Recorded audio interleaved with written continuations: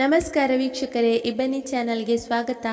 ನಮ್ಮ ವಿಡಿಯೋಗಳನ್ನು ಮೊದಲ ಬಾರಿ ನೋಡುತ್ತಿದ್ದಲ್ಲಿ ದಯವಿಟ್ಟು ಸಬ್ಸ್ಕ್ರೈಬ್ ಮಾಡಿಕೊಳ್ಳಿ, ಲೈಕ್ ಮತ್ತು ಶೇರ್ ಮಾಡಲು ಮರೆಯದಿರಿ. ನಮ್ಮ ಕತೆಗಳನ್ನು ಸ್ಕಿಪ್ ಮಾಡದೆ ನೋಡಿ ಆನಂದಿಸಿ. ಕತೆಯ ಹೆಸರು ಶೃಂಗಾರ ಕಾವ್ಯ, ಭಾಗ 37. ಲೇಖಕರು ಕೈಸರ್ ಜಹಾ. ಅಪ್ಪ, ನಾನು ಹೇಳಿದ ಮೇಲೆ ನೀವು ಶಾಕ್ ಆಗಬೇಡಿ, ಬೇಜಾರು ಮಾಡಿಕೊಳ್ಳಬೇಡಿ. ಇದಕ್ಕೆ ಏನಾದರೂ ಪರಿಹಾರವನ್ನು ನಾನೇ ಹುಡುಕಿಕೊಳ್ಳುತ್ತೇನೆ. ವಿಷಯವೇನೆಂದರೆ ಎಂದು ತನ್ನ ಕೆಲಸದ ಸ್ಥಳದಲ್ಲಿ ಆದ ಮೋಸವನ್ನು ಎಲ್ಲವನ್ನೂ ಹೇಳಿದಾಗ ಅಂಗಡಿ ಜೋಡಿಸುತ್ತಾ ಮಾತನಾಡುತ್ತಿದ್ದ ಜಯದೇವರವರಿಗೆ ಒಂದು ರೀತಿಯ ಆಘಾತ ಉಂಟಾಗುವುದು. ಅಲ್ಲಿಯೇ ತಮ್ಮ ಚೇರಿನ ಮೇಲೆ ಕುಳಿತವರು ಬಾಟಲಿಯಲ್ಲಿನ ನೀರನ್ನು ಕುಡಿದು ಸುಧಾರಿಸಿಕೊಂಡರು. ಏನೋ ಹೇಳುತ್ತಿದ್ದೀಯಾ? ನಿನಗೆ ಪರಿಜ್ಞಾನ ಇದೆಯಾ? ಇಂತಹ ದೊಡ್ಡ ತಪ್ಪನ್ನು ನೀನು ಮಾಡಿದ್ದೀಯಾ ಅಂತ ಸ್ವಲ್ಪನಾದರೂ ನಿನಗೆ ಜವಾಬ್ದಾರಿ ಬೇಡವಾ? ಪಾಪ ಕಾವ್ಯ ನಿನಗೆ ಒಳ್ಳೆಯದಾಗಲಿ ಅಂತ ತನ್ನ ಪಾಲಿನ ದುಡ್ಡನ್ನು ಕೊಟ್ಟಳು. ಸಾಲದ್ದಕ್ಕೆ ಅಳಿಯನಿಗೆ ಸಹಾಯವಾಗಲಿ ಅಂತ ಅವಳ ಅಪ್ಪ ಇನ್ನೂ 5 ಲಕ್ಷ ಜಾಸ್ತಿನೇ ಕೊಟ್ಟರು. ಆದರೆ ನೀನು ಹೀಗೆ ಹೇಳುತ್ತಿದ್ದೀಯಲ್ಲ, ನಿನ್ನ ಬುದ್ಧಿಗೆ ಏನು ಹೇಳಲಿ? ಅವತ್ತೇ ಹೇಳಿದೆ ಅಣ್ಣನಿಗೆ ಹೇಳು ಅಂತ. ಎಲ್ಲಿ ಕೇಳ್ತೀರ ನಮ್ಮ ಮಾತನ್ನು? ಅವನಾಗಿದ್ದರೆ ಮೊದಲೇ ಪೇಪರ್ ಮಾಡಿಸಿ ಆಮೇಲೆ ದುಡ್ಡು ಕೊಡುತ್ತಿದ್ದನು. ಪೇಪರ್ ಇಲ್ಲದೆ ನಾವು ಏನು ಮಾಡೋಕ್ಕೆ ಆಗುತ್ತೆ ಹೇಳು? ಹೋಗಲಿ, ಈ ವಿಷಯ ಕಾವ್ಯಾಳಿಗೆ ಹೇಳಿದ್ದೀಯಾ ಎಂದು ಕೇಳಿದಾಗ, ಹೇಳಿದ್ದೀನಿ. ಈಗ ಏನು ಮಾಡೋದು ಅಪ್ಪ ಎಂದು ಕೇಳುವನು. ನೋಡೋಣ ಏನು ಮಾಡೋಕೆ ಆಗುತ್ತೆ ಅಂತ. ಆ ಹುಡುಗಿ ಇರೋದಕ್ಕೆ ಸುಮ್ಮನೆ ಇದ್ದಾಳೆ. ಇದೇ ವಿಷಯವನ್ನು ನಿನ್ನ ತಾಯಿಯ ಹತ್ತಿರ ಹೇಳು, ಮನೇನ ತಲೆ ಮೇಲೆ ಹೊತ್ತುಕೊಳ್ತಾಳೆ. ಅವಳಿಗೆ ಈಗಲೇ ಏನು ಹೇಳೋದು ಬೇಡ. ಒಂದಲ್ಲ ಒಂದು ತಲೆನೋವು. ಕಾವ್ಯ ಅಪ್ಪನಿಗೆ ಹೇಗೆ ಮುಖ ತೋರಿಸೋದು ಹೇಳು? ಏನೋ ನನಗಂತೂ ಒಂದೂ ಗೊತ್ತಾಗುತ್ತಿಲ್ಲ ಎಂದು ಹೇಳುವರು. ನೀವು ಜಾಸ್ತಿ ಟೆನ್ಷನ್ ಮಾಡಿಕೊಳ್ಳಬೇಡಿ ಅಪ್ಪ. ಕಾವ್ಯ ಮನೆಗೆ ಬಂದ ಮೇಲೆ ಏನಾದರೂ ಮಾಡೋಣ. ಇದಕ್ಕೇನು ಕಡಿಮೆ ಇಲ್ಲ ನೋಡು. ಎಲ್ಲ ಆ ಹುಡುಗಿನೇ ನೋಡಬೇಕು ಅಲ್ಲವಾ? ಇನ್ನು ಮೇಲೆ ಬೆಳಗ್ಗೆ ಬೇಗ ಎದ್ದು ಅವಳಿಗೆ ಕೆಲಸದಲ್ಲಿ ಸಹಾಯ ಮಾಡು. ಅಶ್ವಿನಿಗೂ ಜಾನಕಿಗೂ ನಾನು ಹೇಳುತ್ತೇನೆ. ಹುಷಾರಿರಲಿಲ್ಲ ಅಂತ ನಾನು ಇಷ್ಟು ದಿನ ಸುಮ್ಮನೆ ಇದ್ದೆ. ಈಗ ಇನ್ನು ಸುಮ್ಮನೆ ಇದ್ದರೆ ಆಗಲ್ಲ. ನಾವೆಲ್ಲ ಆ ಹುಡುಗಿಯನ್ನು ಆಸ್ಪತ್ರೆ ಕಳುಹಿಸಿ ಆಯಿತು. ಇನ್ನು ಎಲ್ಲಿಗೆ ಕಳುಹಿಸಬೇಕು ಹೇಳು? ಇರಲಿ, ಏನಾದರೂ ಒಂದು ಯೋಚನೆ ಮಾಡೋಣ. ಈಗ ನೀನು ಮನೆಗೆ ಹೋಗು ಎಂದು ಹೇಳಿದರು.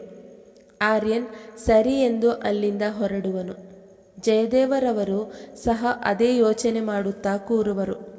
3 ದಿನ ತನ್ನ ತಾಯಿಯ ಮನೆಯಲ್ಲಿ ಇದ್ದ ಕಾವ್ಯ ತನ್ನ ಆರೋಗ್ಯ ಸುಧಾರಿಸಿದ್ದನ್ನು ನೋಡಿ ಮನೆಗೆ ವಾಪಸ್ ಹೋಗುತ್ತೇನೆ ಎಂದು ಹೇಳುವಳು. ಸಂಗೀತ ಮತ್ತು ಮನೋಹರ್ ಬೇಡ ಎಂದು ಹೇಳಿದರೂ ಕೇಳುವುದಿಲ್ಲ. ಆರ್ಯನ್ನ ಕೆಲಸದ ಚಿಂತೆಯಲ್ಲಿದ್ದ ಕಾವ್ಯ ಹೋಗುತ್ತೇನೆ, ಮತ್ತೆ ಬರುವೆ ಎಂದು ಹೇಳಿ ಬೆಳಗ್ಗೆ ತಿಂಡಿ ತಿಂದು ಆಫೀಸಿಗೆ ಹೋಗದೆ ತನ್ನ ತಂದೆಯ ಜೊತೆ ತನ್ನ ಮನೆಗೆ ಹೋಗುವಳು. ಆರ್ಯನ್ ದಿನವೂ ತನ್ನ ತಂದೆಯ ಜೊತೆ ಅಂಗಡಿಗೆ ಹೋಗುತ್ತಿದ್ದನು. ಮನೆಯಲ್ಲಿ ತನ್ನ ತಾಯಿಗೆ ಈ ವಿಷಯವನ್ನು ಹೇಳಿರುವುದಿಲ್ಲ. ಜಯದೇವರವರಿಗೆ ಗೊತ್ತಿದ್ದ ಕಾರಣ ಎಲ್ಲಿಯೂ ಹೋಗದೆ ಅವರ ಜೊತೆ ದಿನವೂ ಅಂಗಡಿಗೆ ಹೋಗುತ್ತಿದ್ದನು.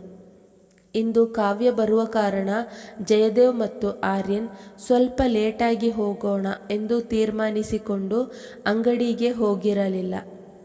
ಅಶ್ವಿನಿ ಎಕ್ಸಾಮ್ ಮುಗಿದಿದ್ದು ಅವಳು ಸಹ ಮನೆಯಲ್ಲಿರುವಳು. ಆರ್ಯನ್ ಕಾವ್ಯಾಳನ್ನು ತಾನೇ ಕರೆತರುವೆ ಎಂದು ಹೇಳಿದರೂ ಮನೋಹರ್ ತಾನು ಆಫೀಸಿಗೆ ಹೋಗುತ್ತಾ ಡ್ರಾಪ್ ಮಾಡಿ ಹೋಗುವೆ ಎಂದು ಅವರೇ ಕಾವ್ಯಾಳನ್ನು ಡ್ರಾಪ್ ಮಾಡುವರು. ಮನೆಗೆ ಬಂದ ಕಾವ್ಯಾಳನ್ನು ನೋಡಿದ ಆರ್ಯನ್ನಿಗೆ ತುಂಬ ಖುಷಿಯಾಗುವುದು. ಅಷ್ಟರಲ್ಲಿ ಜಯದೇವರವರು, ಕಾವ್ಯ ಹೇಗಿದ್ದೀಯಮ್ಮ? ತುಂಬ ಇಳಿದು ಹೋಗಿದ್ದೀಯ, ಸ್ವಲ್ಪ ಆರೋಗ್ಯದ ಕಡೆ ಗಮನ ಕೊಡು ಎಂದು ಹೇಳುವರು. ಜಾನಕಿ ಸಹ, ಹೌದು ಕಾವ್ಯ, ನಾವು ಕೆಲಸ ಮಾಡಿಕೊಳ್ಳುತ್ತೇವೆ, ಮಧ್ಯಾಹ್ನ ನಾನೇ ಮಾಡೋದಲ್ವಾ ಎಂದಾಗ ಜಯದೇವರವರು, ಹೌದು, ನನಗೇನು ಗೊತ್ತೇ ಇಲ್ಲ ನೋಡು. ಅಶ್ವಿನಿ ಇನ್ನು ಮೇಲೆ ಬೆಳಗ್ಗೆ ಬೇಗ ಎದ್ದು ಮನೆ ಕ್ಲೀನ್ ಮಾಡುವ ಕೆಲಸ ನಿನ್ನದು. ಕಿಚನ್ ಕೆಲಸ ಕಾವ್ಯ ಮಾಡುತ್ತಾಳೆ. ಜಾನಕಿ, ನೀನು ಅವಳಿಗೆ ತಿಂಡಿಗೆ ತರಕಾರಿ ಹೆಚ್ಚಿಕೊಡು ಎಂದು ಹೇಳುವರು. ತನ್ನ ಪತಿಯ ಮಾತನ್ನು ಕೇಳಿ ಜಾನಕಿಯವರಿಗೆ ಸಿಟ್ಟು ಬರುವುದು. ಏನು ಹೇಳ್ತಾ ಇದ್ದೀರಾ ನೀವು? ಅಶ್ವಿನಿ ಏನು ಮಾಡಲ್ಲ, ನಾನು ಮಧ್ಯಾಹ್ನ ಮಾಡ್ತೀನಿ ಅಲ್ವಾ? ಅಶ್ವಿನಿ ಮದುವೆ ಆಗಿ ಹೋಗೋ ಹುಡುಗಿ, ಅಲ್ಲಿ ಮಾಡಲೇಬೇಕು. ಅದಕ್ಕೆ ಅವಳು ಇಲ್ಲಿ ಆರಾಮವಾಗಿ ಇರುತ್ತಾಳೆ. ಇವಳಿಗೆ ಅಷ್ಟು ಕಷ್ಟ ಅನ್ನಿಸಿದರೆ ಕೆಲಸ ಬಿಟ್ಟು ಮನೆಯಲ್ಲಿಯೇ ಇರಲಿ ಎಂದು ಹೇಳುವರು. ಜಾನಕಿ ಅವರ ಮಾತುಗಳನ್ನು ಕೇಳಿದಾಗ ಜಯದೇವರವರು ತುಂಬ ಸಿಟ್ಟಾದವರು. ಸಾಕು, ಬಾಯಿ ಮುಚ್ಚೆ, ಎಷ್ಟು ಮಾತನಾಡುತ್ತೀಯ ನೀನು? ಕಾವ್ಯ ಕೆಲಸ ಬಿಡಲ್ಲ. ಇವಳು ಹೇಗೆ ನಿನಗೆ ಮಗಳು, ಕಾವ್ಯನೂ ಹಾಗೇನೆ ಒಬ್ಬರ ಮಗಳು ಎನ್ನುವುದು ನೆನಪಿರಲಿ. ಸೊಸೆ ಎಂದ ತಕ್ಷಣ ಅವಳೇ ಎಲ್ಲವನ್ನು ಮಾಡಬೇಕು ಅಂತ ಯಾವ ಪುಸ್ತಕದಲ್ಲಿ ಬರೆದಿದೆ ಹೇಳು? ನಾನು ಹೋಗಲಿ ಹೆಂಗಸರ ವಿಷಯ ತಲೆ ಹಾಕಬಾರದು ಅಂತ ಇದ್ದರೆ ನಿನ್ನದು ಯಾಕೋ ಅತಿಯಾಯಿತು. ಆ ಹುಡುಗಿಗೆ ಒಂದು ದಿನ 1 ಲೋಟ ಕಾಫಿ ಕೇಳಿದ್ದೀಯ ನೀನು? ಅದೇ ನಿನ್ನ ಮಗಳು ಕಾಲೇಜಿನಿಂದ ಬಂದ ತಕ್ಷಣ ನೀರು ಕೊಡೋದೇನು, ಊಟ ಮಾಡಿಸುವುದೇನು? ನೋಡು, ನಿನ್ನ ಮಗಳಿಗೂ ಒಳ್ಳೆಯ ಮನೆ ಸಿಗಬೇಕು ಎಂದರೆ ನೀನು ಮೊದಲು ನಿನ್ನ ಸೊಸೆಯನ್ನು ಚೆನ್ನಾಗಿ ನೋಡಿಕೊ. ಅವಳು ನಿನ್ನ ಸೊಸೆ ಕಣೆ, ಅವಳ ಜೊತೆ ಒಳ್ಳೆಯವಳಾಗಿರು. ಅಶ್ವಿನಿ ಹೇಳಿದ್ದು ತಲೆಗೆ ಹೋಗಿದೆ ತಾನೆ? ಇನ್ನು ಮೇಲೆ ರಜೆ ಇದೆಯಲ್ಲ, ಕೆಲಸ ಮಾಡು. ಅದು ಬಿಟ್ಟು ಮೊಬೈಲ್, ಟಿವಿ ಅಂತ ಟೈಮ್ ವೇಸ್ಟ್ ಮಾಡಬೇಡ. ಆರ್ಯನ್, ನಿನಗೂ ಹೇಳಿದ್ದೀನಿ, ನೀನು ಅಷ್ಟೇ. ಬೆಳಗ್ಗೆ ಬೇಗ ಎದ್ದು ಕಾವ್ಯಳನ್ನು ಕೆಲಸಕ್ಕೆ ಡ್ರಾಪ್ ಮತ್ತು ಪಿಕ್ ಮಾಡಬೇಕು. ಕಾವ್ಯ, ಇವತ್ತು ಏನೂ ಕೆಲಸ ಮಾಡಬೇಡ ಕಣಮ್ಮ, ರೂಮಿಗೆ ಹೋಗಿ ರೆಸ್ಟ್ ಮಾಡು ಎಂದು ಹೇಳಿದಾಗ ಮೊದಲ ಬಾರಿಗೆ ತನ್ನ ಮಾವನ ಸಿಟ್ಟನ್ನು ನೋಡಿದ ಕಾವ್ಯ ಏನೂ ಮಾತನಾಡದೆ ತನ್ನ ರೂಮಿಗೆ ಹೋಗುವಳು. ಆರ್ಯನ್ ಸಹ ಕಾವ್ಯಳ ಹಿಂದೆಯೇ ಹೋಗುವನು. ಅಶ್ವಿನಿ ಕಿಚನ್ಗೆ ಹೋಗುವಳು. ಬೇಜಾರಾದ ಜಾನಕಿ ತನ್ನ ರೂಮಿಗೆ ಹೋಗುವರು. ಜಯದೇವರವರು ಈಗಲೇ ಅವಳನ್ನು ಸಮಾಧಾನ ಮಾಡುವುದು ಸರಿಯಲ್ಲ, ಸಂಜೆ ನೋಡೋಣ ಎಂದು ಹೇಳಿ ತಾವು ಅಂಗಡಿಗೆ ಹೊರಡುವರು.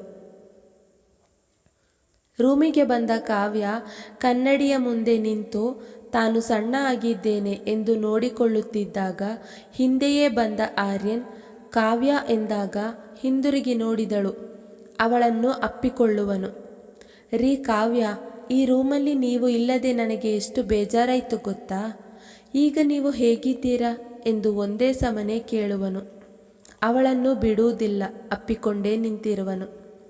ಕಾವ್ಯ ಆರ್ಯನ್ ಸ್ಪರ್ಶಕ್ಕೆ ಸೋತವಳು.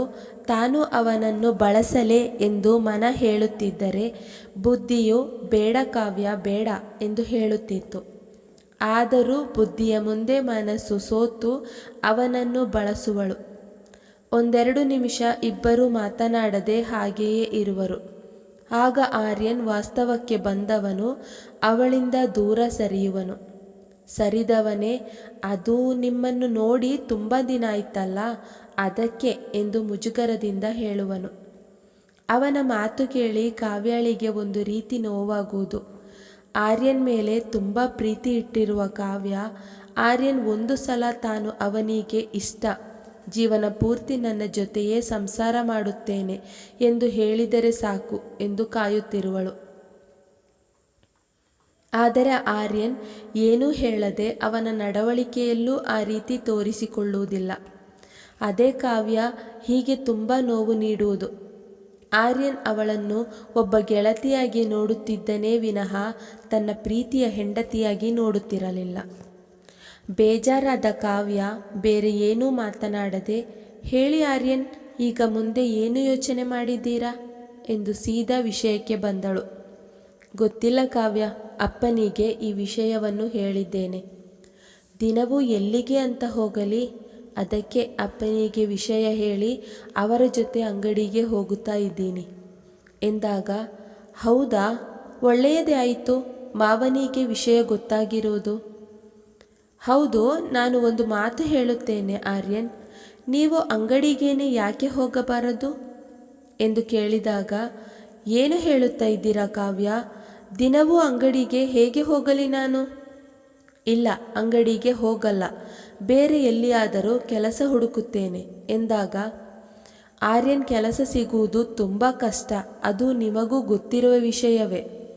ಮೊದಲೇ ಕೆಲಸ ಸಿಕ್ಕಿಲ್ಲ ಅಂತ ಮನೆಯಲ್ಲಿ ಇದ್ದೀರಾ, ಈಗ ಮತ್ತೆ ಮನೆಯಲ್ಲಿ ಇರೋದು ಸರಿ ಬರಲ್ಲ ಆರ್ಯನ್.